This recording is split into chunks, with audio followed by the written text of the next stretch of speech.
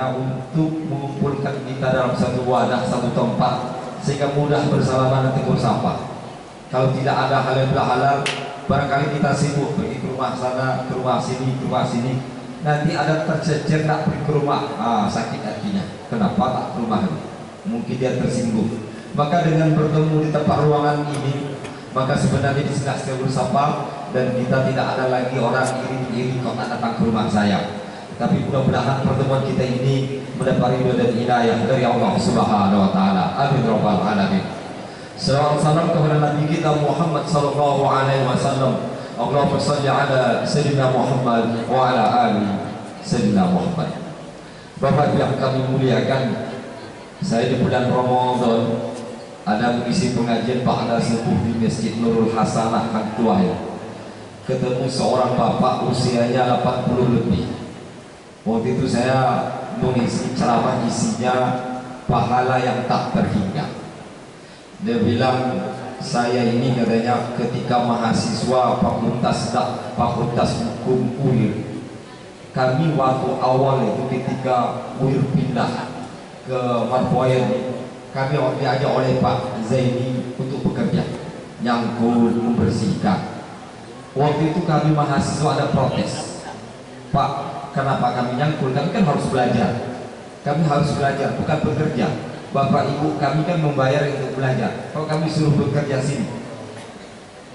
Dijawab Pak Zaini Kunin, apa katanya?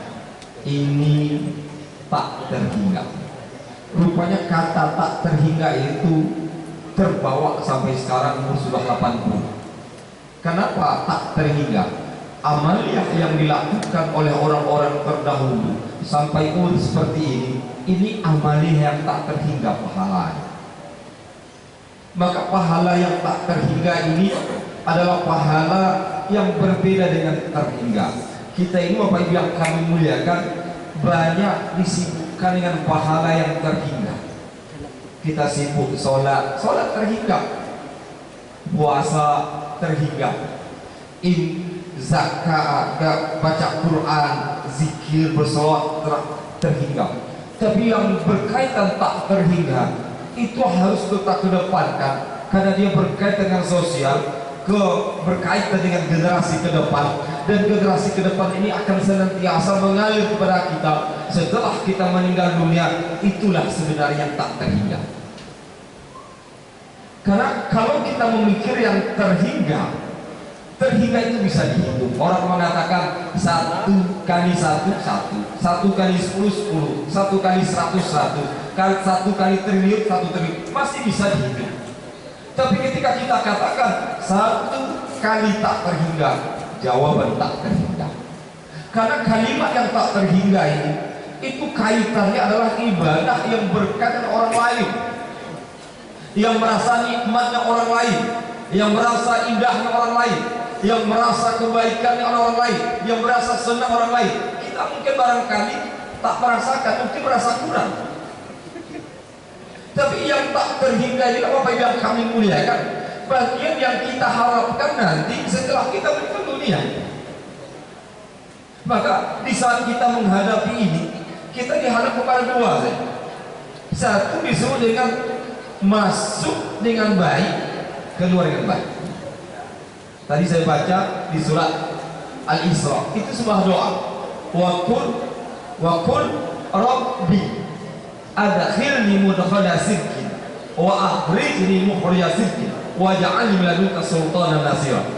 Rabbi adkhilni mudkhala sidqin, ya Allah masukkan saya secara baik. Wa akhrijni mukhraja sidqin, ya Allah keluarkan saya secara baik. Bapak yang kami muliakan, kalau kita ditanya, karena ini baru kita Ramadan, ketika masuk ke Ramadan, apakah kita sudah masuk dengan baik? Tidak. Ini baru 5 atau 6 hari, karena ada yang sholat Idul Fitrinya hari Jumat, berarti sini 6 Syawal. Yang sholat Idul Fitrinya hari Sabtu 5 Syawal. Itu sekarang kita keluar dari Ramadan itu, apakah sudah keluar baik?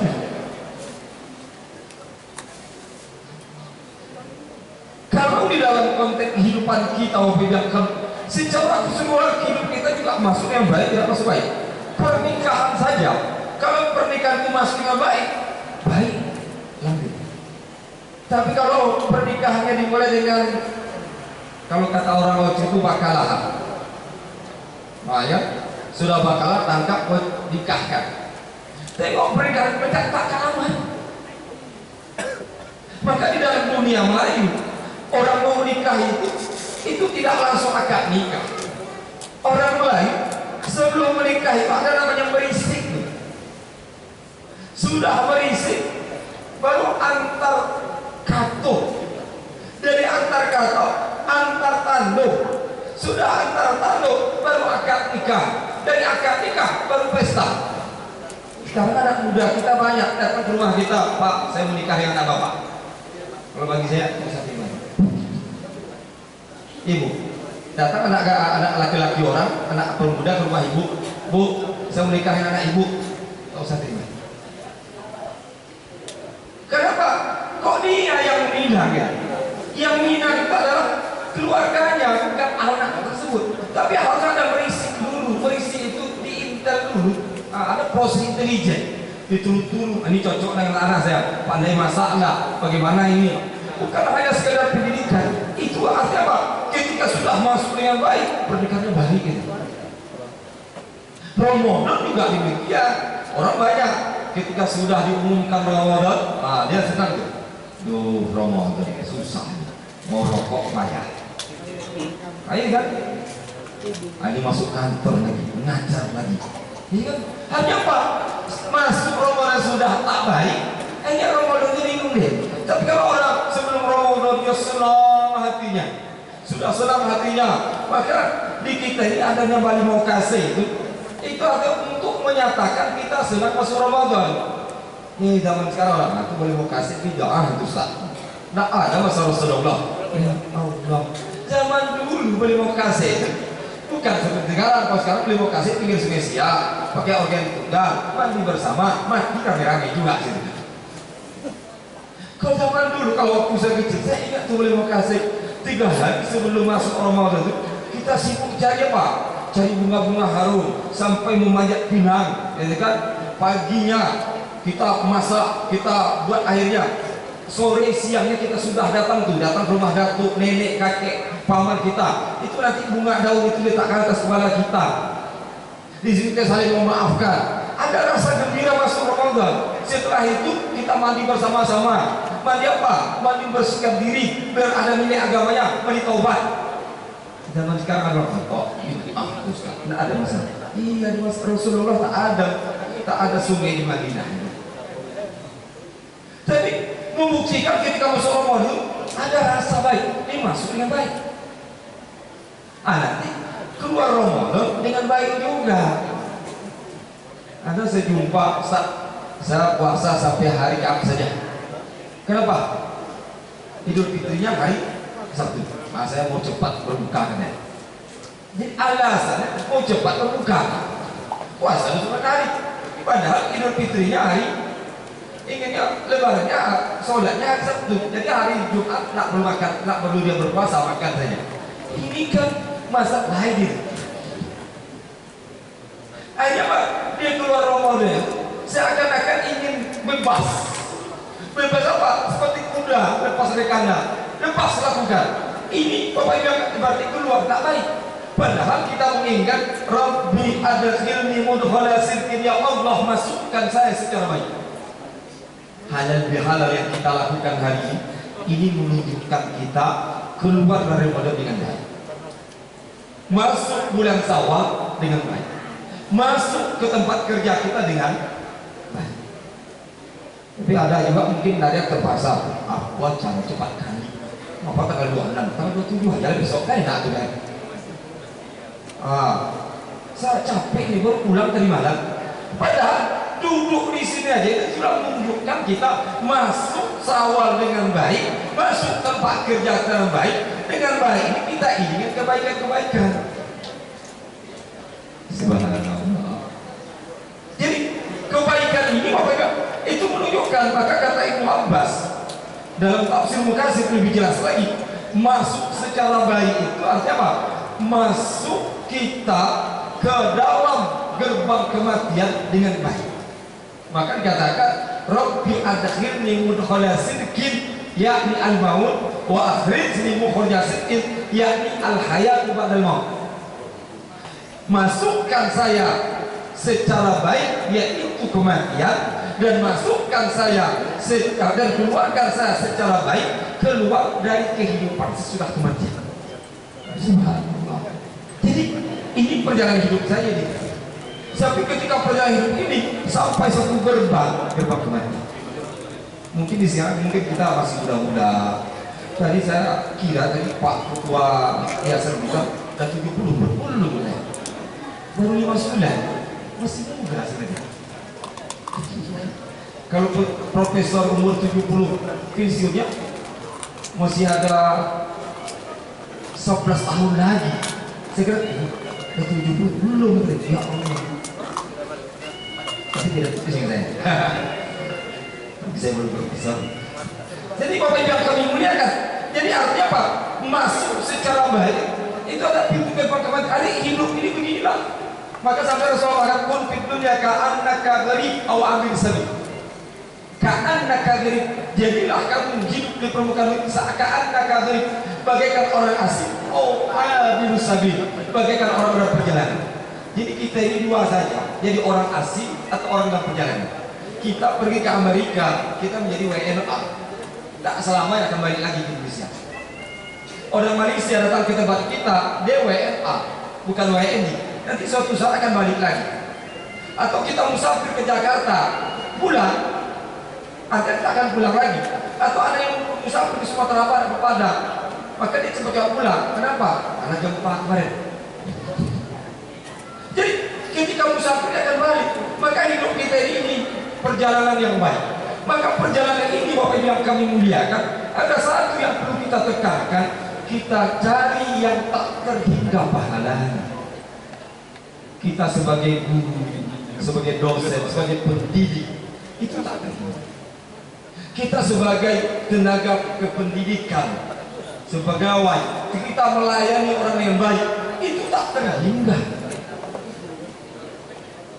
Tapi kalau kita hitung, saya ngajar sekian dapat sekian, ngajar sekian dapat sekian, itu sudah hilang tak terhingganya. Ya Pak, terhingga terus.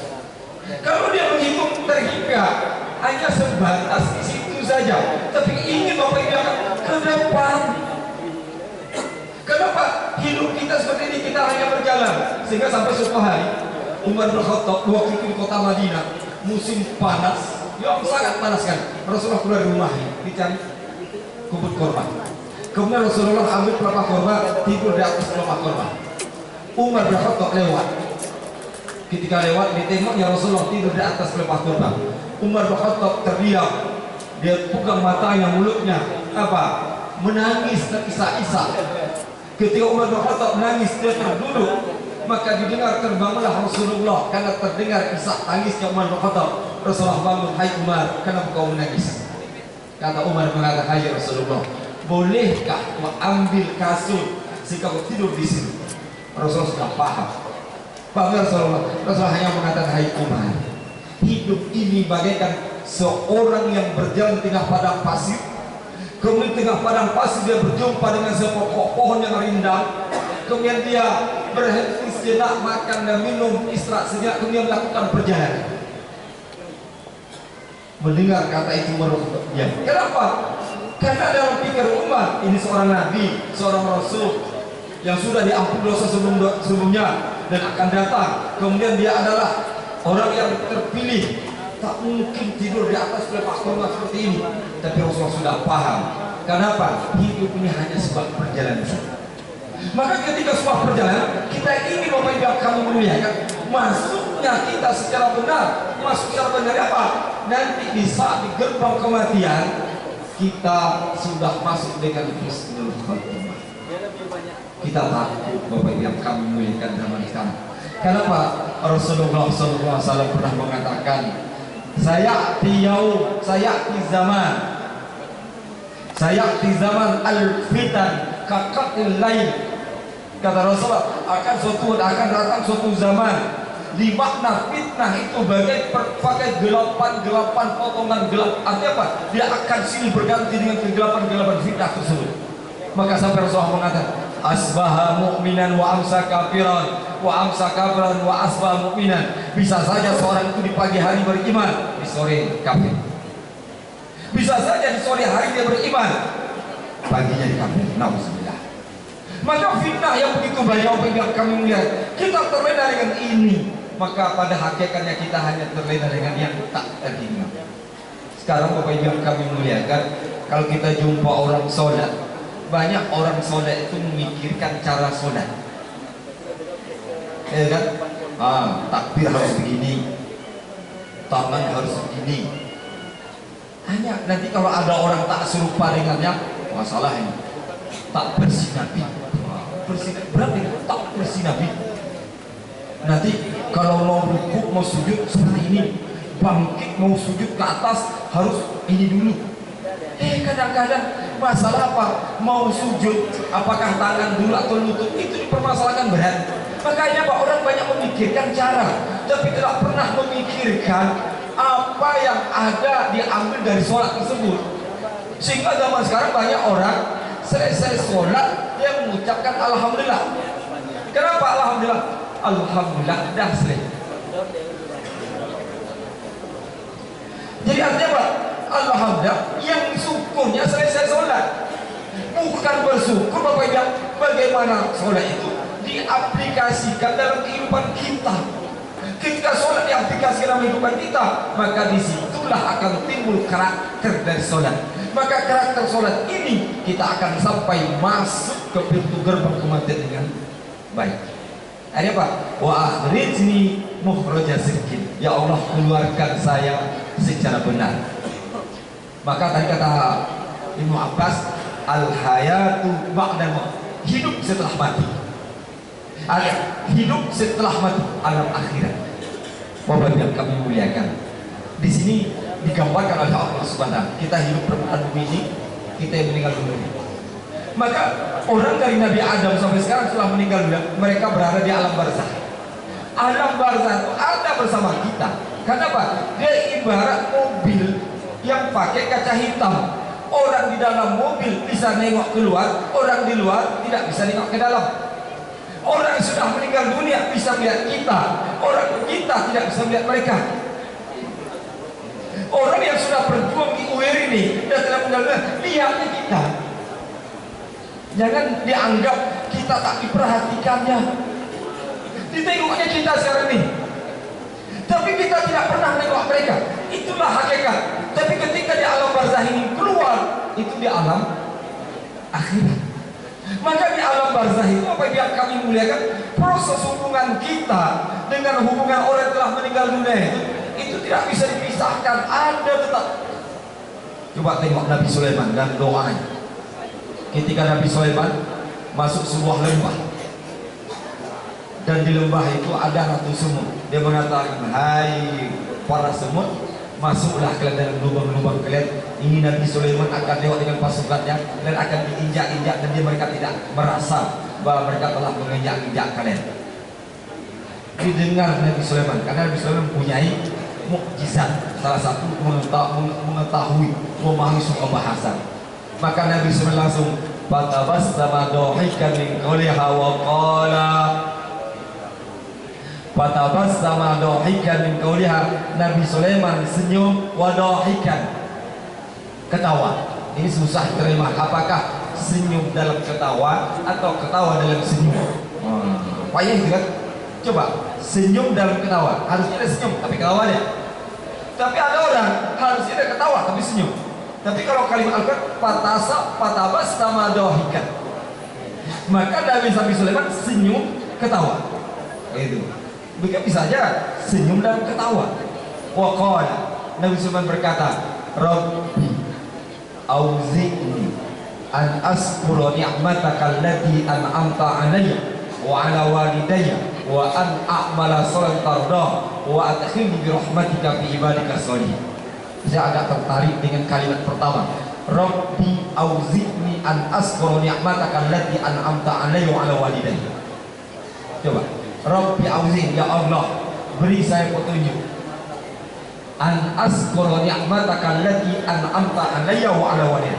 Beri saya petunjuk agar saya bisa bersyukur atas nikmat yang kau berikan kepadaku dan nikmat yang kau berikan kepada kedua orang tuaku. Coba yang kami muliakan. Kalau kita tengok, kita bersyukur. Sekarang banyak orang bersyukur untuk diri. Saya dapat rezeki, dapat uang, dapat ini, semuanya kan? Ya alhamdulillah. Tapi satu sisi Nabi Sulaiman mengajar kita, an azkura ni'mataka allati an'amta alayya wa ala walidayya. Ya Allah, agar aku bisa bersyukur nikmat kau berikan kepada aku dan kau berikan kepada kedua orang tuaku. Allah. Saya pernah jumpa seorang, dia bilang, Ustaz, bapak ibu saya tak punya peran terhadap diri saya sehingga saya menjadi tokoh seperti ini. Yang sudah menjadi profesor. Saya bilang, kenapa Pak? Saya di kampung SD, kemudian saya untuk Pekanbaru masuk SMP, saya sambil bekerja tempat orang, saya masuk SMP.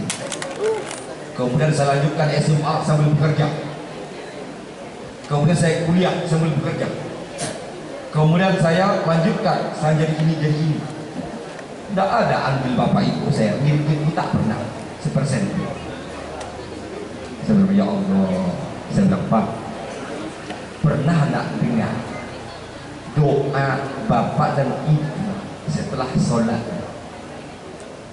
Saya yakin, saya kata, bapak muda sekolah sebelum kerja, kuliah sebelum kerja, aman, nyaman, selesai. Kenapa? Mungkin berkat daripada ibu, yang mana ibu mengatakan, mudahkan urusan anak saya, Allah, mudahkan sekolahnya. Gara-gara itu dia lancar sekolah bapak. Lama dia terdiam, akhirnya dia menangis. Kenapa waktu itu saya bilang, Pak, pulang kampung lah Pak. Saya tidak pernah pulang kampung, karena waktu itu dia punya penyakit. Dalam saya amati, saya bilang, ini penyakitnya aneh ini, bilang aneh. Pergi ke dokter tak punya penyakit. Saya tanya, Pak, udah berapa lama tak pernah? Udah berapa lama? Kapan terakhir bapak ziarah ke makam orang tua?